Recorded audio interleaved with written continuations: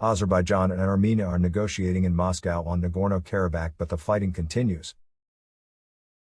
STEPANAKERT, the meeting of the heads of Armenian and Azerbaijani diplomacy under the aegis of their Russian counterpart began Friday in Moscow in the hope of ending the conflict between their countries in the separatist region of Nagorno Karabakh, where intense fighting persists.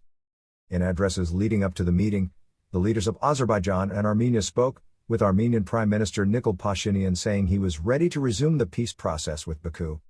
"We are giving Armenia a chance to resolve the conflict peacefully. This is his last chance," Azerbaijani President Ilham Aliyev threatened in a televised speech. "We will return to our land anyway.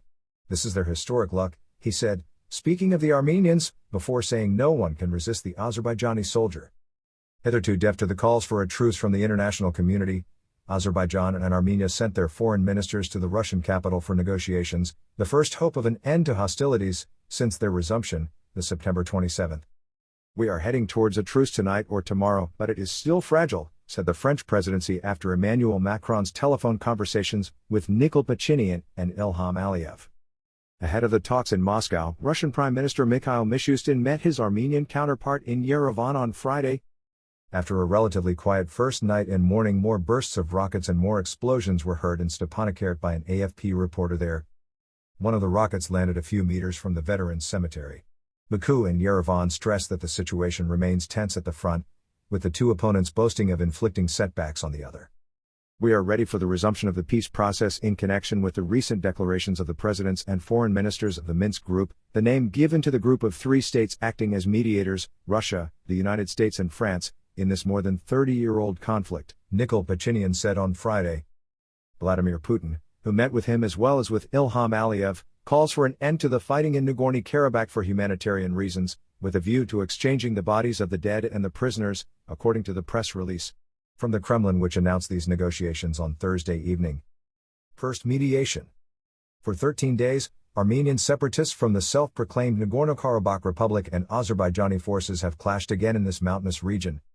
The official death toll rose Friday morning to more than 400 dead, including 22 Armenian civilians and 31 Azerbaijani. It is, however, very partial and could be much higher, with each side claiming to have eliminated thousands of enemy soldiers and Baku not revealing its military losses.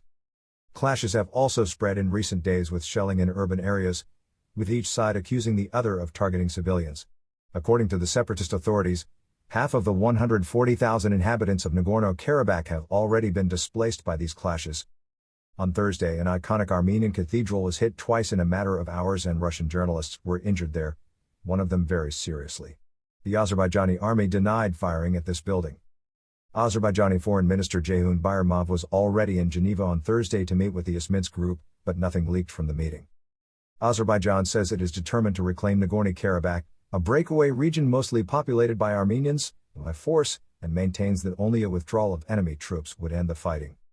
Abroad, the fear is that this conflict will internationalize in a region where Russians, Turks, Iranians and Westerners all have interests, especially since Ankara encourages Baku to offensive and Moscow is bound by a military treaty with Yerevan.